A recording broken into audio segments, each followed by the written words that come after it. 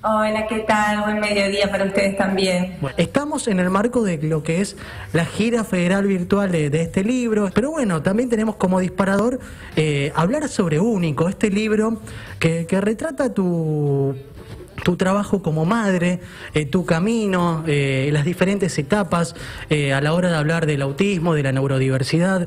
Primero rescato tu palabra del trabajo como madre, me encantó, porque es una tarea que realmente, bueno, siempre es muy compleja de llevar adelante, ¿no? Para todas las mamás es algo que la sociedad medio como que piensa que es normal y sin embargo es algo de mucha complejidad y que también necesita, ¿no? La crianza, la educación de nuestros hijos muchas veces necesita capacitación, herramientas, no es algo que está dado.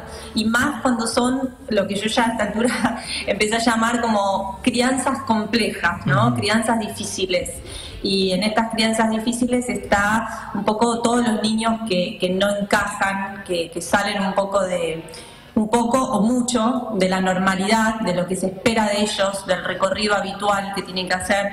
Y cuando las mamás y las familias nos enfrentamos a esto, primero que nada hay muchísima incertidumbre y después hay un gran periplo, ¿no? de esfuerzo y de sacrificio para tratar de darle a nuestros hijos todas las herramientas posibles para que tengan la mejor vida posible. Y a veces creo que una de las cosas más desesperantes en mi camino fue esto de no saber si estaba haciendo lo correcto, ¿no? Si estaba yendo en el camino, en la dirección correcta, porque uno pone mucha intensidad y mucho deseo, pero además tiene que saber que lo que está haciendo realmente contribuye o es lo mejor.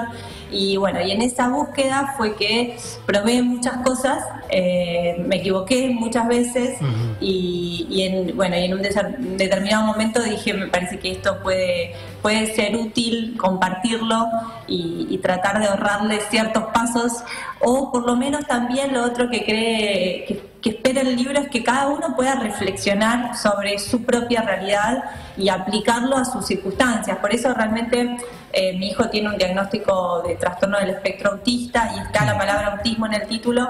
También está la palabra neurodiversidad, que significa esta idea de que nuestros cerebros son diferentes y que no hay uno que sea normal y que hay muchos desarrollos atípicos que no por eso son trastornos, aunque hoy por hoy tengan nombres de diagnósticos.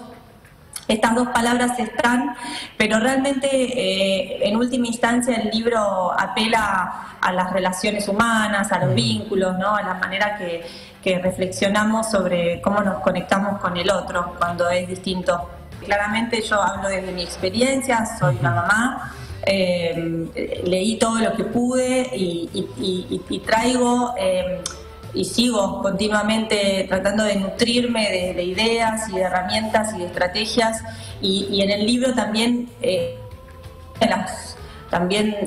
los objetivos principales era traer toda esa bibliografía, ¿no? Y esas referencias concretas para que otras personas accedan a profesionales que para mí fueron muy significativos y que me abrieron otras formas de mirar, porque la realidad es que también cada uno está en donde vive, a veces en grandes ciudades, a veces soy de Buenos Aires viviendo en la gran ciudad, a veces uno no llega a los profesionales indicados, llega a algunos otros, y hay algunos que nos hacen bien y otros que no, claro. Y entonces está muy bueno y es muy importante poder discernir, usar nuestro propio sentido común, nuestro instinto para poder entender qué nos hace bien como familia, qué le hace bien a nuestro hijo, y nosotros de eso, cada uno sabe mucho, ¿no? Y es algo que no tenemos que dejar de lado.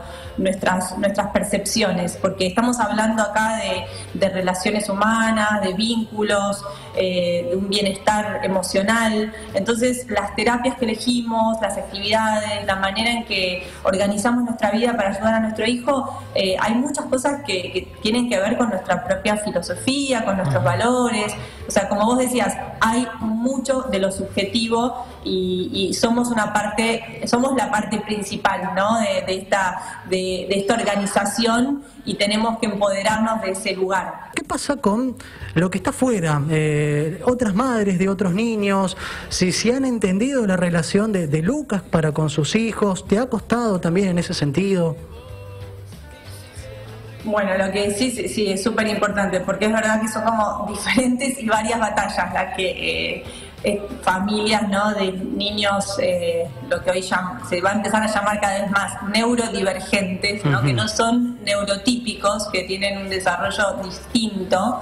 Y en ese espectro hay muchas diferencias y grados de dificultad y de severidad. Cuando uno tiene que hacer todo un trabajo individual, personal, adentro de su casa. Pero como vos decís, cuando salís hay otras batallas, ¿no? Claro. Está la batalla de alguna manera social, por ejemplo, en todo lo que tiene que ver con las conductas. Básicamente un nene, una nena que tiene dificultades socioemocionales, de aprendizaje, de desarrollo. Hay un montón de habilidades que están retrasadas, tal vez, en relación a su edad, ¿no? Entonces, esto en general se refleja en el comportamiento, o sea, básicamente son nenes que a la mirada social son nenes caprichosos, nenes que se portan mal, nenes histéricos, nenes maleducados. Entonces todas estas etiquetas obviamente son muy duras para uno como familia, porque en general a eso se le sigue el pensar, bueno, esta mamá no lo está educando bien, ella tiene la culpa. Y yo cargué, obviamente, como todos cargamos con todo eso, que además es un montón, porque en general es contraproducente, porque nos terminamos enfocando en querer hacer las cosas que esperan de nosotros en vez de estar en la escucha de lo que nuestros hijos necesitan. Y ahí hay todo un trabajo también que tenemos que, parece que entender, que yo descubrí a partir de la dificultad, ¿no?, que es la idea de que la conducta es una manera de expresar las necesidades. Y todos hacemos esto, todos los seres humanos, los grandes y los niños. Y los niños que no tienen las habilidades sociales, ¿no?, la flexibilidad mental, la paciencia, la frustración, la empatía, diferentes habilidades que necesitamos para modelar o modular nuestra conducta. Cuando no las tienen, bueno, se comportan como pueden, pero lo importante es que están necesitando algo y que esa conducta, a veces gritos, a veces revolear algo, a veces patalear, o todo eso quiere decir algo, y nuestra tarea es tratar de ayudarlos a decirlo de otra manera, pero para eso tenemos que primero entender qué necesitan, qué quieren, qué les está pasando. Y esto requiere mucha empatía, mucha compasión, mucha paciencia, y en general es difícil eso, encontrarlo en la sociedad, encontrarlo en la calle, encontrarlo en un lugar donde uno va, o encontrarlo finalmente a donde nos lleva el conversatorio de hoy, claro, en la escuela, que sí, es un lugar obviamente clave en la vida de cualquier niño, poder transitar la escolaridad. Y bueno, hay que hacer como que todos tenemos que generar cambios para que eso pueda ocurrir y para que estos niños que son diferentes puedan ser incluidos. Son muchos momentos en los que uno como mamá tiene que estar muy fuerte para hacer frente a esa mirada social, y bueno, creo que algo muy positivo de todo este tiempo, o sea, digo de todo este tiempo porque Lucas, hoy mi hijo tiene 13 años y entonces mi recorrido en esta realidad empezó hace un poco más de 10.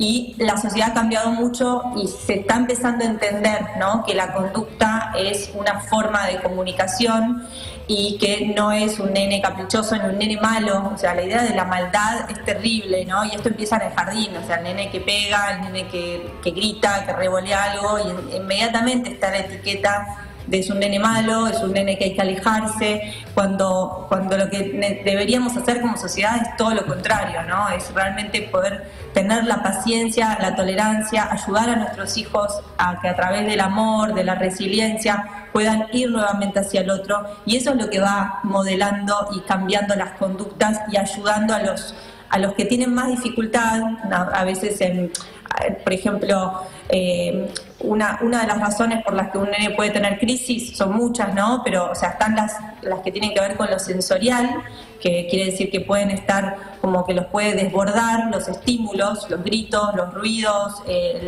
la luz. Y otra puede ser a nivel mental, ¿no? La idea de ser inflexibles y, por ejemplo, no poder imaginar qué va a pasar dentro de 10 minutos. Para que se den una idea, no sé, mi hijo, por ejemplo, hoy, a los 13 años, no concibe de una manera clara el tiempo, ¿no? El tiempo como forma abstracta, o sea, no sabe cuándo es el domingo, ni cuándo es la semana que viene, le cuesta ese tipo de ideas, o en cuánto tiempo pasa una hora, cuánto pasan 10. Entonces, la espera es algo muy angustiante para él, es algo que concibe muy poco, porque tiene una percepción diferente de los lapsos. Y tener la empatía para poder imaginar que una persona concibe el tiempo de manera distinta que nosotros, y por eso no es que sea un caprichoso. Tal vez ese nene hasta los 13, 14 años necesita pasar primero en una fila. Y es algo simple, ¿no? Que podemos hacer y estamos adaptando algo, y eso es inclusión, es comprender que el otro percibe y siente las cosas de manera distinta. Manu, por favor. ¿Qué tal, Agustina? Buen mediodía. Te saluda Manuel Artigas y yo quería rescatar este término de la neurodiversidad de tu libro y de lo que hablas, y quería consultarte a partir de tu experiencia que has pasado con Lucas por muchos años de consultas con médicos, con neurólogos, y cómo ves, según tu experiencia, cómo toman las instituciones médicas, los profesionales, esto de la neurodiversidad, de entender que todos tenemos formas distintas de tener un funcionamiento justamente neurológico. Mira, el sistema de salud es raro, porque este término es muy nuevo, ¿no? Entonces depende el ámbito, es un término que todavía se usa poco. Está, por suerte, rápidamente repandiéndose, pero es un término que fue creado a finales de los 80, recién en los 90 prácticamente, y viene de la comunidad autista, que empezó a reclamar por esta idea de entender de que no era un trastorno, sino que que eran neurodiversos, que era una forma de funcionar diferente del cerebro.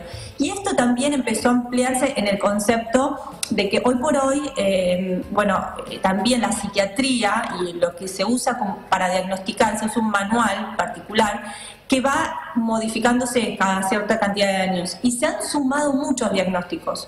No sé si tal vez ustedes han tenido la experiencia personal de escuchar diagnósticos que antes no se escuchaba, como trastorno de la comunicación social o como hiperactivo.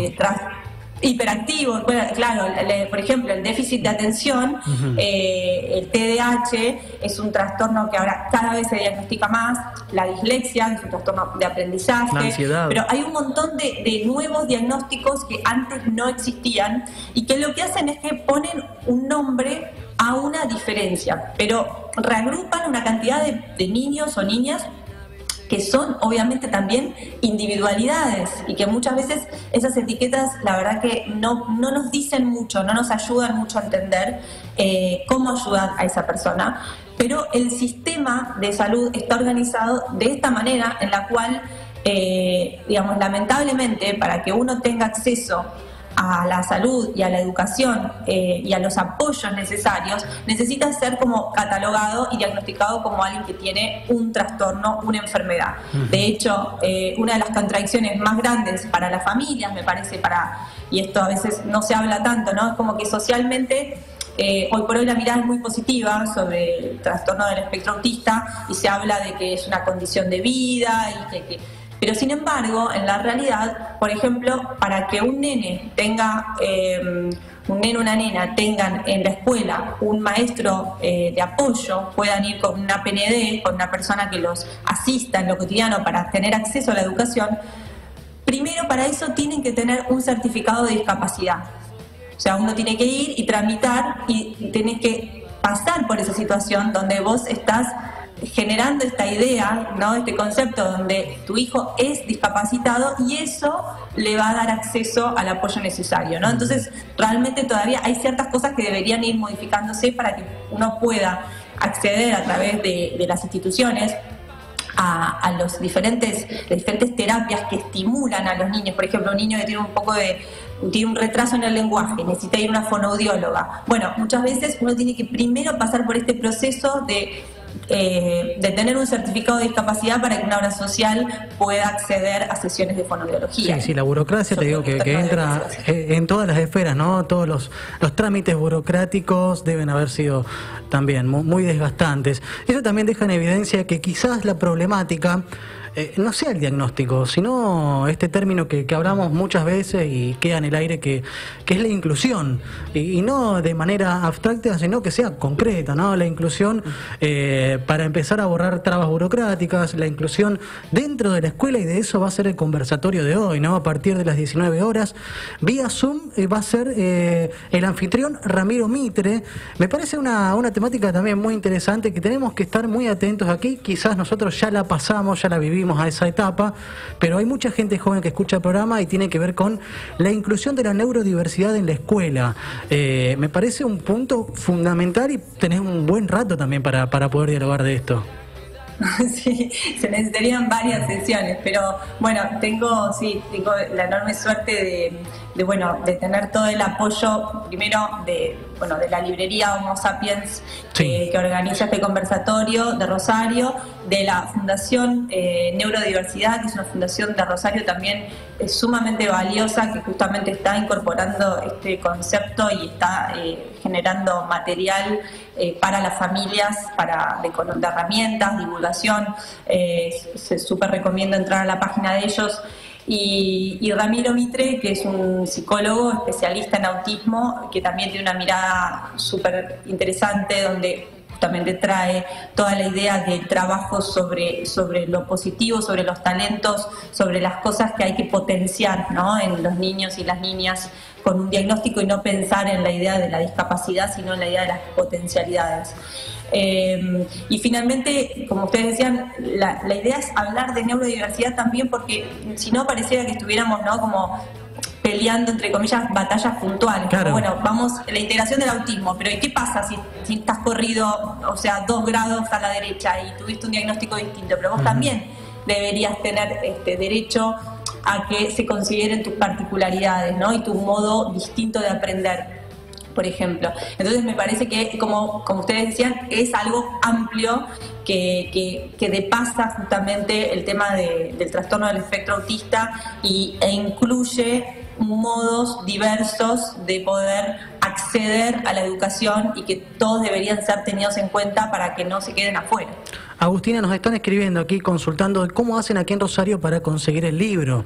Bueno, está en la librería Homo Sapiens, así que lo pueden buscar allí, o en las redes del libro y de la editorial. Yo también aprovecho a contarles que hay un grupo de Facebook que hicimos para poder compartir y divulgar toda la información que llega a nosotros sobre cursos, talleres, actividades, y para que también las familias estén en contacto con sus inquietudes, preguntas, lo que quieran compartir. El grupo de Facebook tiene el mismo nombre que el libro, es único, del autismo a la neurodiversidad, aprendizajes de una madre. Bien, bien. Bueno, Agustina, te agradecemos tu tiempo, la verdad que ha sido un pantallazo general muy lindo, vamos conociendo cada vez más de esta temática. La idea es darle micrófono, la idea es darle cámara, y que, bueno, como decíamos antes, el término inclusión aparezca en todas las esferas, y que quizás esta carrera, esta lucha de madres como vos, sea un poquito más simple. Muchísimas gracias por tu tiempo. Muchísimas gracias a ustedes, chicos. Un abrazo, gracias por el tiempo.